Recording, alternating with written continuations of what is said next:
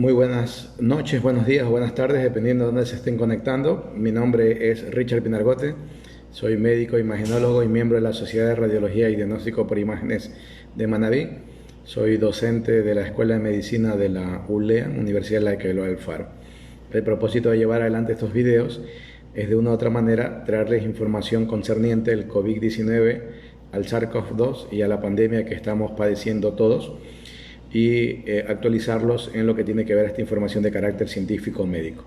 También, sin lugar a dudas, ir desterrando o desmitificando fake news, bulos o cualquier tipo de noticia que lleguen a nuestros dispositivos y que no generen nada más que intranquilidad y desasosiego. Dicho esto, nosotros llevamos desde casi que se empezó la cuarentena en Ecuador a compartir este tipo de videos. Lo hacíamos diariamente y en las últimas semanas lo estamos haciendo los días miércoles, viernes y domingo. Y hoy día miércoles 5 de agosto del 2020, siendo la hora local 20 horas con 5 minutos, desde la ciudad de Puerto Viejo en Ecuador empezamos esta transmisión. Para ello enviamos un fuerte y caluroso abrazo a todas las personas que están padeciendo algún tipo de enfermedad, que entendemos que en estas circunstancias eso es multiplicado y la forma de llevarlo y la forma de sentirlo obviamente que mucho más todavía. También este abrazo va dirigido a aquellas personas que ellos o todo su conjunto cercano están padeciendo COVID-19 o ya superaron el problema. Inicialmente mencionamos mucho lo de la estigmatización que ocurría, a buena hora que eso poco a poco se está terminando, y en virtud de ello también es que mucha gente ha estado contagiada, entonces va a ser muy difícil que la gente quiera estigmatizar ya en estos tiempos. Igualmente un abrazo de solidaridad, sobre todo a aquellas personas o grupos familiares que han tenido que despedir a uno o alguno de sus miembros dentro de la pandemia, ya sea por COVID-19 o por cualquier otra causa, que obviamente motivado en estas circunstancias, este tipo de dolor y de ausencia que jamás dejarán de sentirse, también como se siente más exponencial. Entonces procedemos nosotros ya a entrar en nuestro video y comenzamos a hablar sobre la estadística. Iniciamos con la estadística de Ecuador y para ello tomamos en cuenta la que nos da o nos entrega el Ministerio de Salud Pública, y vemos que nuevamente han hecho una presentación o un formato diferente al que venían ellos dándonos a conocer anteriormente. Y cada vez que lo hacen, la verdad que en vez de facilitar las cosas, las vuelven más caóticas desde mi punto de vista. Me parece que o diera a entenderme a mí que lo que quieren hacer más que todo es confundir antes que aclarar. Y en virtud de ello, al día de hoy, ya oficialmente hemos superado al número de contagiados que estuvo China, tomando en cuenta las cifras que manifiesta o que mantiene el gobierno nacional, que son 88.866 personas contagiadas. Si a esas personas contagiadas oficiales nosotros entendiéramos que estamos viendo solamente una punta del iceberg, realmente la cantidad de contagiados está en esta cifra multiplicado por 5 o por 6. Pero al menos oficialmente ya hoy día hemos superado al número de contagiados que tiene China. Este país con 17 millones de habitantes ha superado a un país que tiene 1.300 millones de habitantes. El número de afectados al día de hoy, según el gobierno, son de 5.847 personas que han fallecido directamente por COVID, y hay un número de 3.527 que han fallecido con una alta probabilidad de que sea COVID. Por lo tanto, estamos hablando de que tenemos un número mayor a 9.300 personas fallecidas por COVID-19. Es importante entender lo de la casuística, lo del número de casos, porque hasta la fecha existen en el país un exceso de fallecidos de más de 29.000 personas. O sea, de lo que normalmente debería fallecer en promedio en los meses de abril, mayo, junio, julio, en el momento del país tenemos un excedente de 29.000 personas. Entonces no es nada difícil que de ese 29.000 personas fallecidas, es muy probable que la gran mayoría tenga que ver por COVID-19 o con COVID-19. Es interesante esto y voy a tomar en cuenta la apreciación que hace Carlos Oporto de la cuenta de Twitter @carlosoporto de estos 29.000 fallecidos en exceso y el número de casos que presentamos hoy día. Tenemos 903 más de los que se han incrementado, siendo la provincia de Pichincha la que ha incrementado la mayor cantidad de casos. Y obviamente contamos y tenemos un subregistro bastante importante. Los fallecidos están hablándose de esta cifra que les he mencionado, 5.847, y los probables son 3.527. En el registro civil hay un exceso de 29.704 personas fallecidas, lo que nos está hablando, si lo comparamos en los últimos 5 años, los que nos está hablando que probablemente esta cifra también estaría cercana a lo que ha pasado con el COVID. Entendamos eso para ver la magnitud del desastre, al menos en nuestro país. Si tomamos en cuenta las cifras oficiales, la letalidad por casos confirmados es del 6.58%. La letalidad por casos confirmados más probable es del 10.55%. La positividad por pruebas procesadas estamos hablando del 42.8%, y las pruebas por millón estamos hablando que se han hecho 14.419. Hay países que esto se acercan al orden de los 400, 500, pero bueno, nosotros estamos por este orden de los 14. En fin, estas son las cifras que tenemos, y a nivel internacional sí es importante también destacar que ya al día de hoy en el mundo ya hemos superado más de 18 millones de personas infectadas y tenemos ya más de 704.869 personas fallecidas. El país que lleva la mayor cantidad de pacientes contagiados se mantiene Estados Unidos, ya acercándose a los 5 millones, ahora está en 4.818.000 hacia arriba. Brasil en segundo puesto, tocando también los 3 millones, tiene 2.859.000 hacia arriba. La India, que crece rápidamente, está en tercer puesto y se acerca a los 2 millones, tiene 1.908.000 hacia arriba.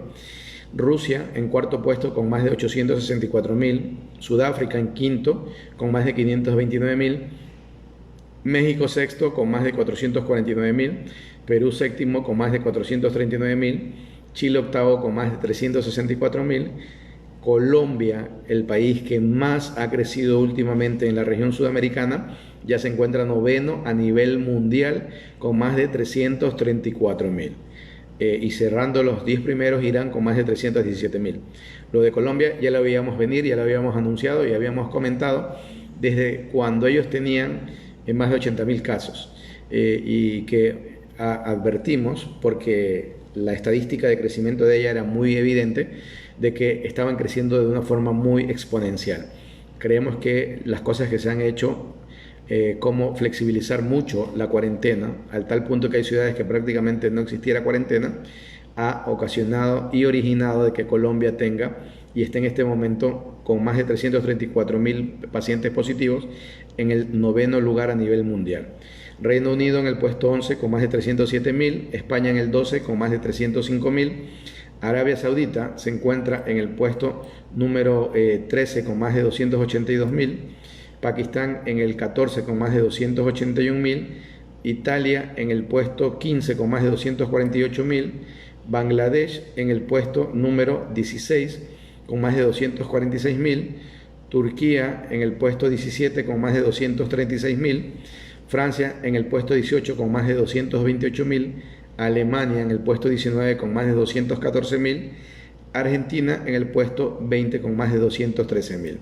Hasta aquí tenemos los primeros 20 países y ahora vamos a ver el país 21. Está Irak con más de 137.000, Canadá en el 22 con más de 119.000, Indonesia en el 23 con más de 116.000, Filipinas en el 24 con más de 115.000, Qatar en el 25 con más de 111.000, Kazajistán en el 26 con más de 94.000, Egipto en el 27 con más de 94.000 y Ecuador en este momento en el 28 superando a China con 88.866. China bajó ya el puesto 29 con más de 88.000 y Bolivia entró al puesto 30, a rankearse en el puesto 30 con más de 83.361 casos. Entonces es muy interesante entender que entre los primeros 30 países, los sudamericanos estamos como destacándonos, bueno, latinoamericanos si tomamos en cuenta a México, y que el número de casos es demasiado acentuado. Por ello es que se ha extrapolado para esta región que estamos teniendo la delantera en cuanto al número de casos. Pero Asia Menor, dentro de poco, con el aporte de lo que está haciendo la India, Pakistán, Bangladesh, probablemente también van a comenzar a superarnos. En Estados Unidos, cuando ya pasaron los 4.800.000 casos, tenía 157.930 personas fallecidas. Brasil, con más de 2.800.000, 97.256 personas fallecidas, se acerca lastimosamente a los 100.000. México, con más de 449.000, tiene 48.869. Perú, con más de 439.000, tiene 20.007 personas fallecidas. Chile, con más de 364.000, tiene 9.792. Colombia, con más de 334.000, tiene 11.315. Argentina, con 213.000, hacia arriba tiene 4.009 casos de personas fallecidas. Bueno, ahí seguiríamos nosotros. Y Bolivia, que nos está también tocando los talones, con más de 83.000, tiene 3.320. Luego viene países como República Dominicana, con más de 75.000, tiene 1.222. Panamá, con más de 70.000, tiene 1.553. Y aquí los países que tienen un número considerable en cuanto a negativo de casos, o sea, un número poco destacable, más bien diríamos. ¿Sí? Tenemos Venezuela con 21.438, tiene 187 personas fallecidas. Costa Rica, con más de 20.000, tiene 191. Paraguay, con 5.852, tiene 59 personas fallecidas. Nicaragua, con 3.902, tiene 123. Cuba, con 2.726, tiene 88. Cuba prácticamente está en una meseta ya desde hace 2 semanas. Y Uruguay, con 1.309, tiene 37. Estos últimos países que han demostrado hacer las cosas de la mejor manera son los que están presentando este número de casos, que la verdad es muy interesante por lo positivo desde todo punto de vista. Muy bien, voy a tener presente ahora y voy a comentarles, ya hablando en este rincón médico que hemos denominado, sobre algunas situaciones que tienen que ver con el COVID-19 y algunas cosas que ahora lo tenemos muy claro y que nosotros consideramos es parte de que ya se vean muchos casos de pacientes afectados, pero que no llegan a ser muy severos los cuadros. Y les pongo de esta manera. Por el contacto que tengo con pacientes desde el punto de vista de imágenes, ¿sí? Por ejemplo, los meses de abril y mayo, sobre todo mayo, era interesante ver que de los estudios que uno ve por imágenes, en tomografía sobre todo, uno veía los cuadros severos que probablemente llegaban a fallecer, o de repente unos que otros cuadros moderados, ¿sí? Hoy por hoy uno ve por imágenes y sigue teniendo todavía un número bastante significativo de pacientes, pero los cuadros severos son cada vez menos el número, y tengo cuadros muy aumentados de cuadros moderados y cuadros leves. ¿Qué significa esto? Que esos cuadros, que esos pacientes que uno mira en la imagen y esos cuadros que están clasificados en esto es leve a moderado, tienen una alta probabilidad de poder recuperarse del COVID sin que ocasione o se origine algún tipo de problema mayor. Entonces es muy importante entender eso, porque significa que de una u otra forma el COVID-19 en este momento, o sea, al momento, teniendo todas las condiciones que pudieran existir, pudiera ser llevado de la mejor forma, y es muy probable poder tener recuperación de los pacientes en el momento actual. Pero todo esto se debe a lo que hemos atravesado. Recuerden que en el mes de febrero, marzo, estábamos enfrentándonos a una enfermedad, todavía sigue siendo nueva, pero en ese momento era exageradamente novel, y todo lo que se hacía muchas veces se avanzó en relación a lo que nosotros en medicina denominamos el error acierto. Entonces de lo que uno se veía que causaba error o producía daño, retrocedía y avanzaba por otra línea, en todo sentido. Entonces voy a permitirme leer algunas cosas en relación a ello para que ustedes vayan teniendo una idea más interesante de lo que me estoy refiriendo. Uno, inicialmente se pensó que el COVID-19 causaba muertes por neumonía, que es una infección de tipo pulmonar, y por eso se pensó que los ventiladores eran la mejor manera de tratar a los pacientes enfermos que no podrían respirar. Ahora nos damos cuenta que el virus causa e incluso puede llegar a causar coágulos de sangre en los vasos sanguíneos y de los pulmones y de otras partes del cuerpo. Y esto causa la reducción de la oxigenación, o sea, lo que nosotros llamamos la saturación de oxígeno. Ahora sabemos que el simple hecho de proporcionar oxígeno por medio de ventiladores no ayudará, pero tenemos que prevenir y disolver los microcoágulos en los pulmones. Para eso hemos estado usando drogas como aspirina en algunos casos y heparina, que es un tipo de anticoagulante que previene la coagulación, pero con protocolos en los regímenes de tratamientos que vienen instaurándose desde el mes de julio del presente año. Dos, anteriormente los pacientes solían caer muertos, esos que ustedes veían que estaban caminando y se desvanecían, quedaban allí, etc.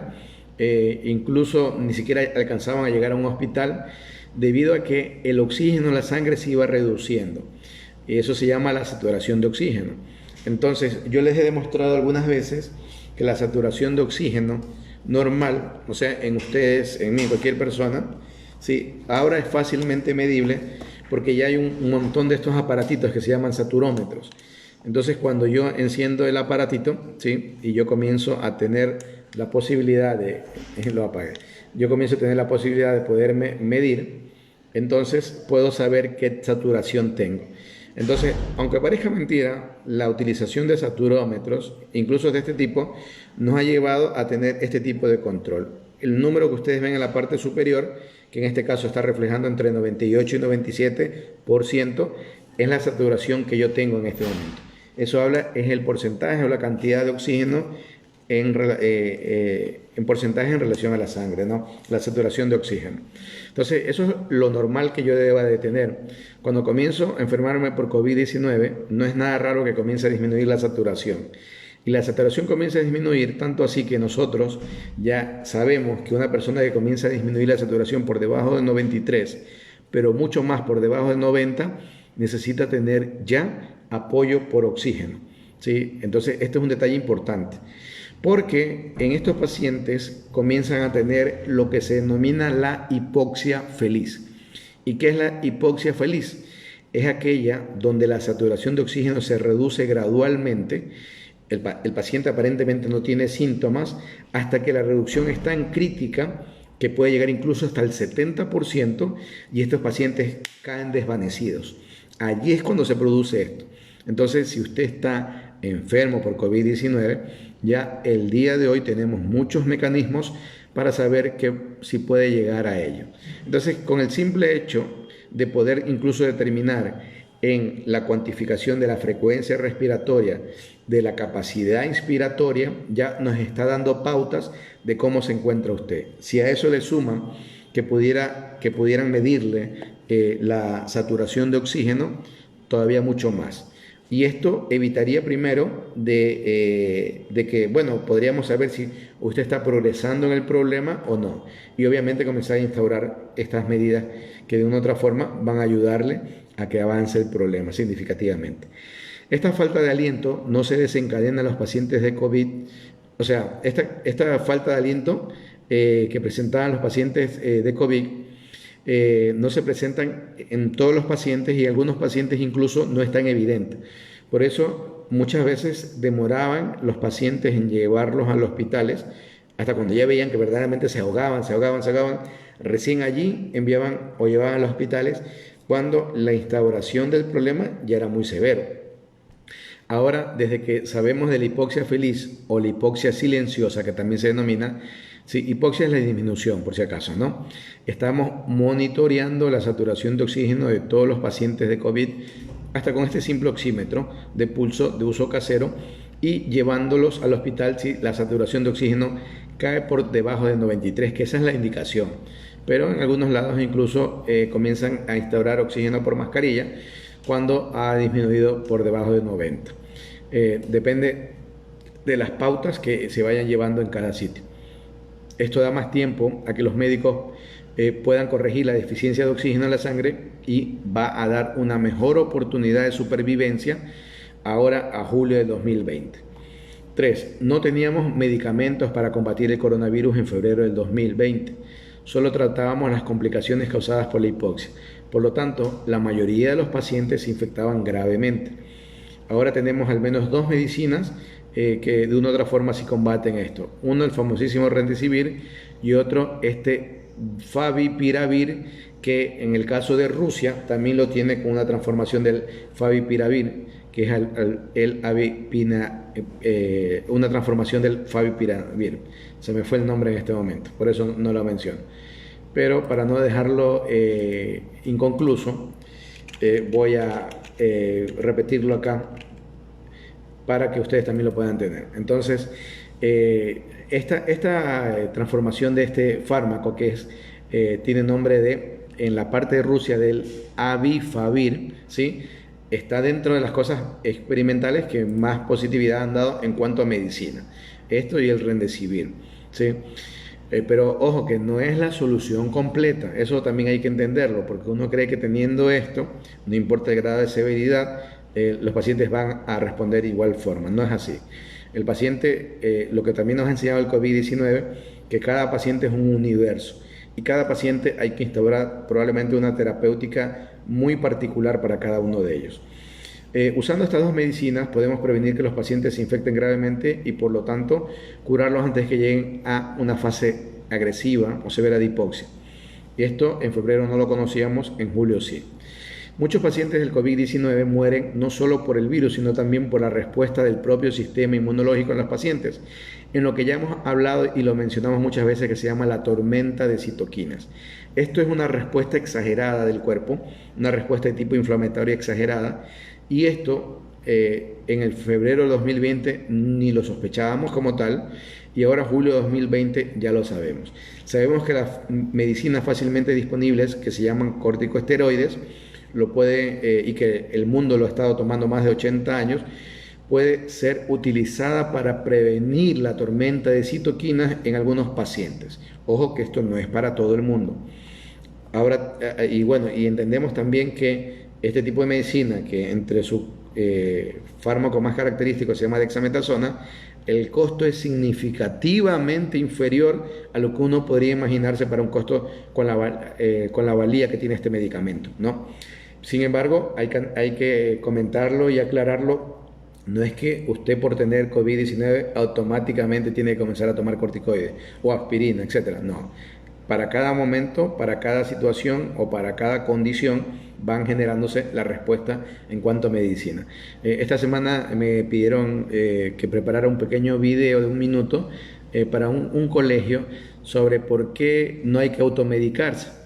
Y en mi video yo estaba comentando algo que siempre repito por acá, que todo tipo de medicina, todo tipo de fármaco, así como puede producirle algo positivo, siempre existe la posibilidad de que le produzca algo negativo. No hay una medicina inocua al 100%, no hay una medicina inofensiva. Todas las medicinas pueden tener sus cosas positivas y probablemente sus cosas negativas que nosotros conocemos, pero sabemos, utilizando dosis, kilogramo peso, utilizando espaciamiento en el horario, etcétera, sabemos cómo que las cosas negativas no afectan mayoritariamente y solo aprovechar en su gran mayoría lo positivo. Entonces hay que tener mucho cuidado con la medicina. En ese sentido, ahora también sabemos que las personas con hipoxia mejoran con solo hacerlos recostar sobre su vientre, lo que se conoce la posición prona, ¿sí? Aparte, o sea, colocándolos, como diríamos acá, ¿sí?, en la parte médica decimos en decúbito ventral o boca abajo. Entonces, aparte de esto, hace unos días científicos israelíes han descubierto una sustancia química conocida como la alfa-defensin y que es producida por los glóbulos blancos de la sangre y puede causar los microcoágulos en los vasos sanguíneos de los pulmones. Y esto podría ser prevenido posiblemente con una droga llamada colchicina, que también es utilizada durante décadas para tratar a la gota.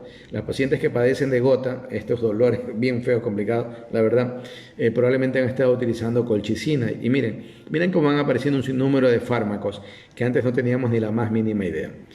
Así que ahora sabemos con seguridad que los pacientes tienen mejor oportunidad sobre una infección por el COVID-19 en julio de 2020 que en febrero de 2020.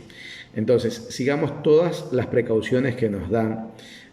Salir netamente a lo indispensable, evitar estar en un grupo donde se pueda reclutar o estar probablemente asediado con muchas personas, y tratar de mantener el confinamiento y sobre todo el distanciamiento social y el uso de mascarillas, que por cierto, si me alcanza el tiempo, vamos a comentar algo muy rápido de ello. Entonces, es importante también como parte final de esto, que me parece bastante interesante, esto que de las cosas que han circulado en WhatsApp, esto sí me parece muy significativo, porque vienen esas cadenas que lo único que sirven para alarmar, para engañar, para, no sé, para bullear a la gente, pero esta sí es muy significativa por lo importante que comenta. Uno, el SARS-CoV-2 solo puede ingresar al cuerpo al infectar a través de las mucosas de ojo y vías respiratorias, ¿no? O sea, por este sector. 2. El SARS-CoV-2 no ingresa a través de la piel. Así que andar con trajes exagerados de bioseguridad y guantes es absurdo, porque ya habíamos hablado muchas veces que eso da un efecto de falsa protección. O sea, usted anda con guante, anda con traje y cree que está protegido, que no le va a pasar absolutamente nada. Y tiene la despreocupación de agarrar el guante y todo y tocarse la cara.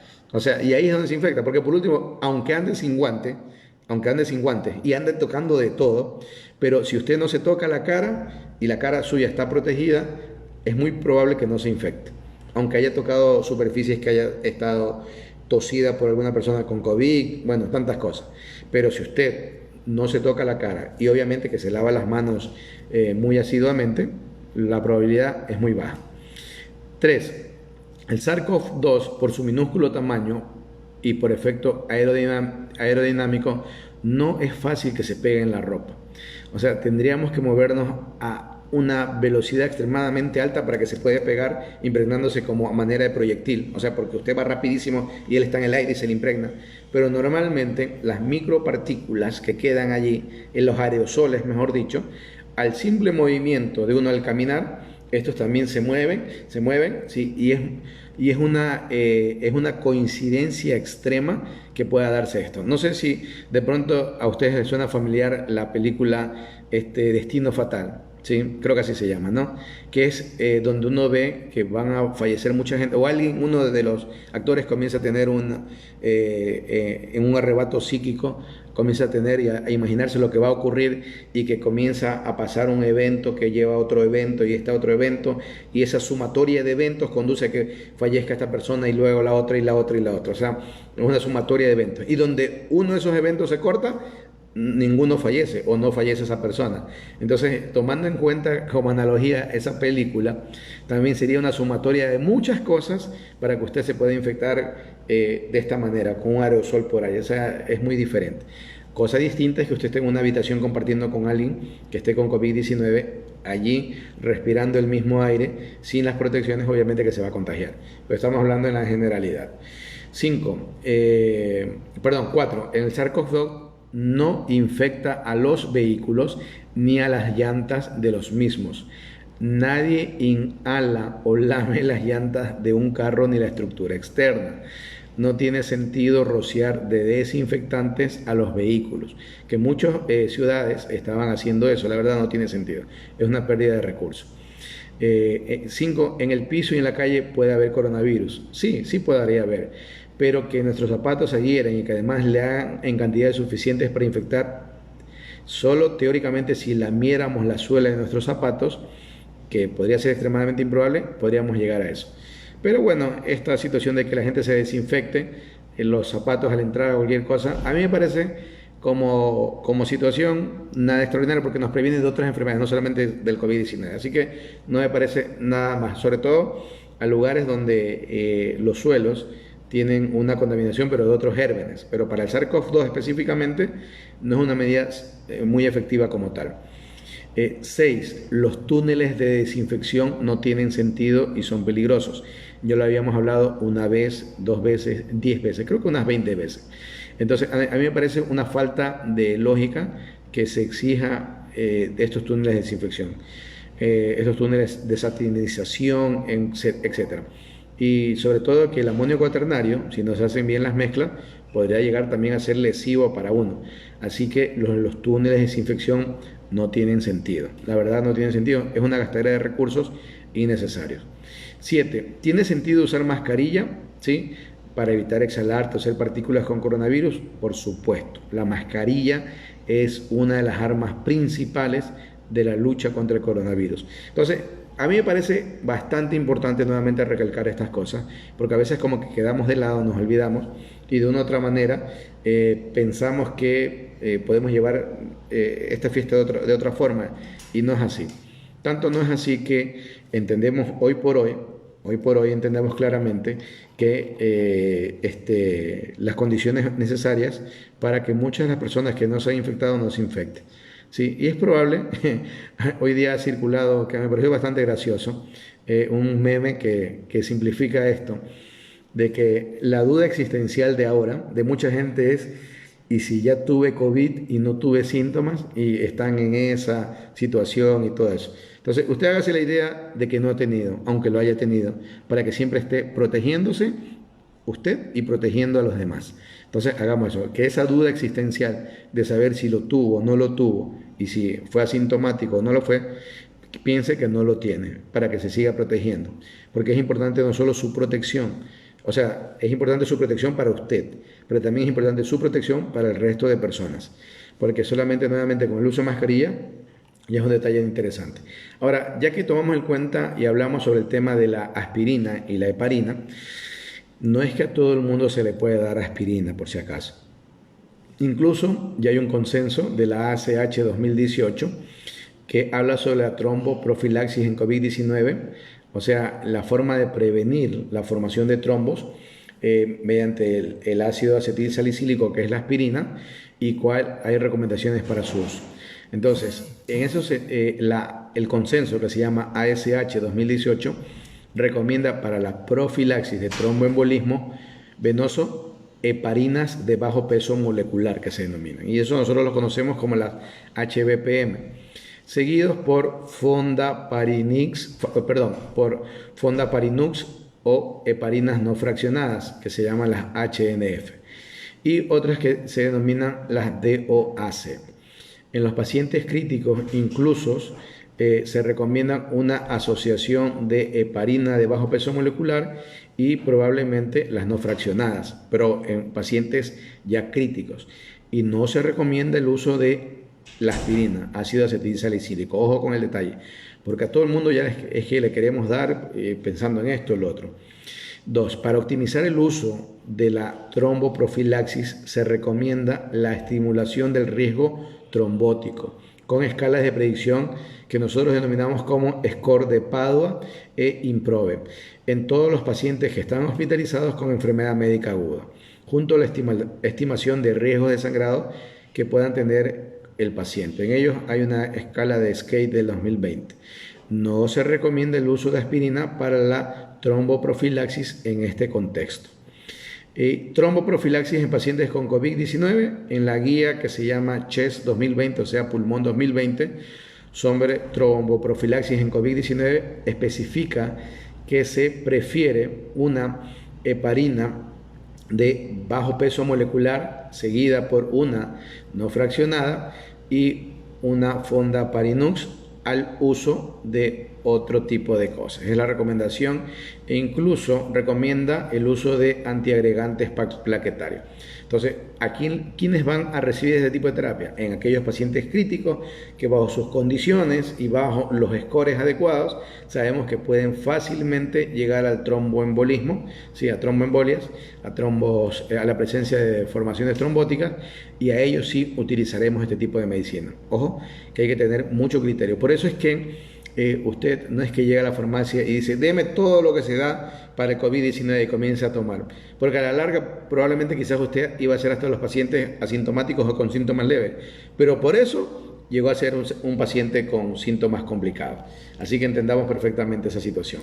Muy bien, y lo que estaba pensando por acá para poderles compartir era una noticia. Ojo, hay que hablar mucho sobre las vacunas, sobre todo sobre la vacuna rusa, que ya ha empezado a gestionarse y probablemente desde el próximo mes, ¿sí?, comienza a distribuirse en algunos países. En teoría, ahora el 10 de agosto, en Rusia debería el organismo encargado del control de drogas y de medicinas dar la aprobación para el uso.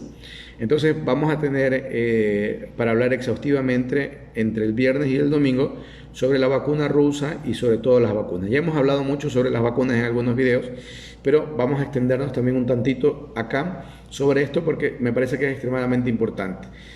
Porque si la vacuna rusa comienza a tener la respuesta que uno está esperando que tenga, sin lugar a dudas, eso comenzará a marcar el antes y el después de lo que corresponde al COVID-19. Pero tenemos que tener claramente los resultados para poder saber qué estamos mencionando. Para ir terminando las noticias de este carácter, hay un artículo que apareció hoy día en la BBC que me parece también bastante importante mencionarlo, que es mascarillas contra el coronavirus, cómo los tapabocas no solo evitan la propagación del COVID-19, sino que pueden reducir los síntomas en caso de infección. Para un nuevo estudio concluyó, tras examinar varios casos, que usar mascarillas reduce la carga viral a la que estaríamos expuestos y, de contagiarnos, la manifestación de la enfermedad sería más leve o incluso asintomática. Esta investigación, realizada en Estados Unidos por Mónica Gandhi y Eric Gosby en la Universidad de California y el doctor Chris Bayer de la Universidad de Johns Hopkins, resalta que la exposición del coronavirus sin consecuencias severas debidas al uso de mascarillas podría generar una inmunidad a nivel comunitario y reducir la propagación mientras se desarrolla una vacuna contra este virus, ¿no? En vista del rechazo al uso de mascarillas de algunos grupos y personas, el beneficio al individuo, además de a otros que porta el tapabocas sugeridos por el estudio, podría ser el incentivo más para su uso y convertirse en pilar para el control de la pandemia. Esto ha sido publicado en el Journal of General Internal Medicine, en la revista de medicina interna, de medicina interna. Entonces es bastante interesante. Digo esto porque hay grupos en Estados Unidos sobre todo que así son, como son antivacunas, son antitapabocas, son anti esto y lo otro, y a la larga puede ser que ellos incluso se infecten y ni siquiera se enteren que se infecten, pero contribuyen como foco de propagación y están dando un gran daño. Y es paradójico porque muchas de las personas de los grupos antivacunas tienen mascotas, pero a las mascotas sí las vacunan. O sea, son las cosas medias contradictorias. Pero bueno, es parte de la libertad, entre comillas, que tiene cada uno en su forma de proceder y pensar. Pero lo que sí es real, que si usted vive en sociedad, tiene que pensar como sociedad. Y lo que le puede hacer daño de su parte, originar daño a otra persona, a la larga también le va a hacer daño a usted. O sea, nadie está desconectado del mundo. Y lo de la película Destino Fatal está interesante porque vemos como las consecuencias de un elemento. Hay una de ellas, la de una montaña rusa, donde comienza, si mal no recuerdo, que hay un tornillo que comienza a zafarse y tal. Entonces, si ese tornillo no se hubiera zafado, no hubiera originado todo el problema que se originó, ¿sí? Entonces, miren cómo pequeños detalles pueden originar grandes desgracias. Sin ir tan lejos, lo que pasó ayer en Beirut, en el Líbano, y mandando un fuerte abrazo de solidaridad a la gente del Líbano, como aparentemente el haber tenido confinado, ¿sí?, estas sales de este abono, que era realmente en teoría era abono, ¿sí?, como haberlo tenido confinado en una bodega por años y como el descuido de ahora originó esa catástrofe que creo que todo el mundo ha visto. Entonces, las consecuencias mínimas, los pequeños actos pueden tener consecuencias grandes. El tapaboca es un elemento pero tan sencillo, tan elemental, ¿sí?, tan básico, por decirlo de alguna manera, pero que puede ayudar tanto para evitar la propagación. Entonces, a no perder la sana costumbre hasta que no salgamos de este problema de usar nuestro tapabocas, nuestra mascarilla. La verdad que cuando uno viene una larga jornada de utilizar mascarilla y uno se saca el cubrebocas, la mascarilla, siente una libertad, es como pasar a otro nivel. Y yo ponía en un tweet que antes, bueno, algunas personas que utilizamos cierto tipo de zapatos, cuando sacamos los zapatos, qué alivio, pero ahora es la mascarilla la que nos produce un signo, una señal de libertad. Bueno, en fin, esto es lo que les tenía preparado yo. Vamos a ver ahora lo que ustedes hayan podido escribir gentilmente hablar, comentar y etcétera, ¿no? Entonces, para ello voy a llegar acá a la página donde siempre les leo. Y ya saben, ustedes tienen acá libertad para poder opinar, comentar, contribuir, retroalimentarnos, así que no hay ningún inconveniente en ese sentido. Y vamos a ver lo que puedan ustedes publicar acá en el muro. Así que vamos a esperar que se abra unos segunditos, que a veces se demora así, y vamos a leer lo que ustedes gentilmente están poniendo. Marcela Cristina Escudero manda bendiciones desde Argentina y muchas bendiciones. Ella me hizo una consulta antes de ayer preguntando sobre las vacunas. Sí, y claro, habíamos comentado que en la cuestión de vacunas ya hay algunas que están muy adelantadas. Sí, hay más de 7 vacunas que ya están en fase 3. Sí, pero de ellas, obviamente la Moderna y aparentemente esta vacuna rusa son las más adelantadas. Puede ser que China, porque países como Rusia y China a veces las cosas las hacen medias, no sé, no sé, de una forma muy callada, no dando tanta propaganda, pero cuando salen con el golpe, ¿no? Como cuando pasó el efecto del Sputnik.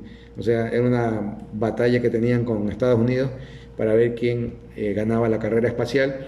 Y al menos ellos fueron los primeros en mandar un satélite que orbitó a la Tierra, ¿sí? Y cuando todo el mundo pensaba que era Estados Unidos, pero bueno, ahora no importa quién llegue rápido, bueno, sí, sí importa, o sea, me refería, no importa quién llegue rápido a la meta, si es Estados Unidos, Rusia, China, Mongolia, Turquía, Arabia Saudita, Israel, Palestina, el Líbano, quien sea, con tal que lo que ellos produzcan sea efectivo y el resto de países podamos tener acceso verdadero, ya sea con costos muy reducidos, sin pensar en ganar mucho y sin priorizar tanto solamente a sus países, sino considerando que es un planeta entero que está pendiente de esto.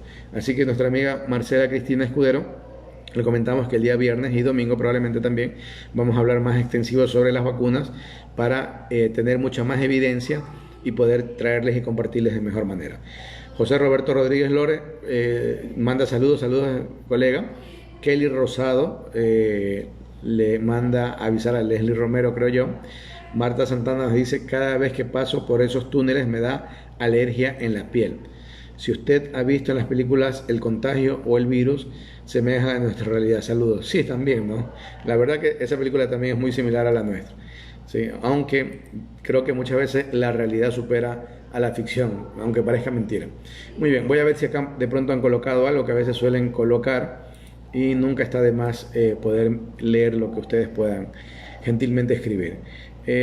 No veo nada más que hayan puesto. Entonces, si Dios lo permite, el día viernes, 20 horas, vamos a estar hablando también sobre esta vacuna rusa, cómo están las situaciones, porque también ahorita aparece probablemente lo que son la guerra económica y política, y hay muchos intereses de por medio.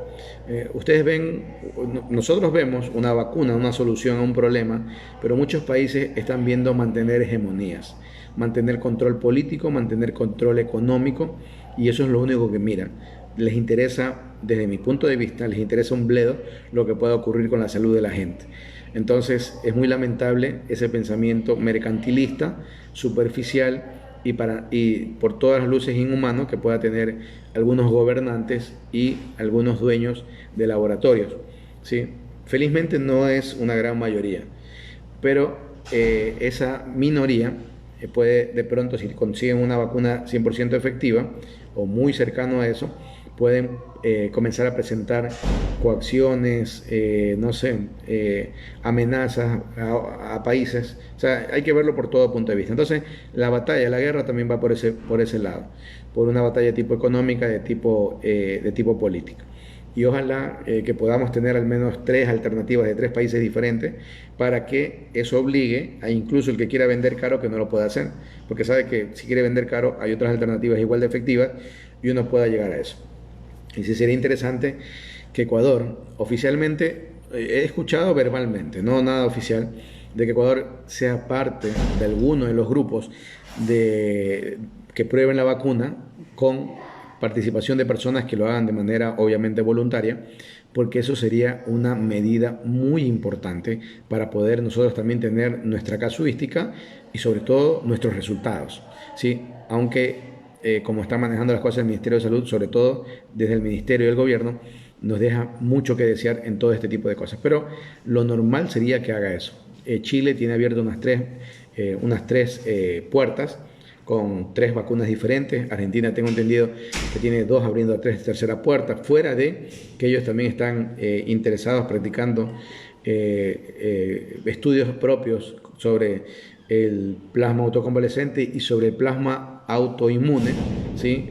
Que también es bastante interesante. Así que, o sea, tiene algunas líneas de trabajo muy buenas lo que tiene. Sí, el día viernes creo que también sería importante hablar sobre estas líneas que tiene Argentina para que ustedes las vayan conociendo y se den cuenta que también en Latinoamérica se puede generar algo de ciencia. Nuestro país, lastimosamente, por el gobierno que tenemos ahora, que ha sido un retroceso en todo sentido, y mucho más en la salud y en la educación, estamos hermanos ahí. Pero en todo, ¿no? Porque si ustedes ven a la gente que está sin trabajo, cómo lo han despedido, cómo favorece estas leyes a las personas que tienen mucho dinero y cómo perjudica a la gente que tiene poco o nada y que depende de un salario, cómo hemos visto que están esclavizando a las personas, cómo hemos visto que lo han bajado a 6 horas y lo siguen haciendo trabajar 8 o 10 horas y les están pagando por esas 6 algunos, a otros les han reducido el salario a la mitad y les están haciendo trabajar el doble. O sea, un sinnúmero de tonterías y no hay a quién reclamar, porque acá los únicos que pueden reclamar son los politiqueros que roban, que tienen actos de corrupción y son los que están gritando. Pero el común de la gente no podemos reclamar nada. Apenas intentamos reclamar algo con la luz, ¿sí? Y un golpazo más de la luz. Y así tantas cosas. Pero bueno, cada vez le queda menos tiempo a este gobierno, cada vez a nosotros nos queda más tiempo para salir de esto y cada vez las cosas más promisorias, más positivas en cuanto al tratamiento del COVID. Ahora lo que tenemos que hacer es no saturar los hospitales, procurar no enfermarnos todos al mismo tiempo, porque si nosotros damos chance de que el sistema sanitario, que el sistema de salud pueda recuperarse para atender a cada uno de nosotros, aunque nos enfermemos, vamos a tener la garantía de que podríamos superar el problema. Ojo con el detalle. Ojo con el detalle. Así que a poner de nuestra parte, ¿sí? A utilizar las mascarillas, no dejarlas de hacer, y a saludar rápidamente a las personas que se han conectado. Neri Fernando Zambrano, Marco Antonio Rivera, Marcela Cristina Escudero, Ivette Analí Carrillo, Rommel Borja, Kelly Rosado, Moy Hernández Lucy, Cristian Israel Montatixe, Olger Vicente Guerrero, él es colega, imaginóloga también, el arquitecto Wilson Gusky Lozada, Lupe Gisela, Edison Calero, el doctor, desde Chone, el doctor Leonardo Daniel Molina Vélez, sí, prominente médico de la ciudad de Chone, Ronald Solórzano, Marcelo Sánchez, Eric Estrella, Damián Gustavo Alcíbar Castro, Carlita Pazmiño, Beder, Clever Fernández Campos, Teresa Proaño Buenaño. Sí, muy bien, agradecer la presencia de ustedes. Si Dios lo permite, el día viernes, 20 horas, estaremos por acá nuevamente. Cuídense mucho, más que nunca, cuídense por ustedes, cuídense por su familia, porque si esperan algo del gobierno, la verdad que sería un desastre. A cuidarnos todos, a pensar en positivo, que la actitud mental también es muy, pero muy importante en estos momentos. Muy buena vibra para todos, bendiciones para los creyentes y si Dios lo permite el día viernes, 20 horas nos estaremos viendo. Chao, chao.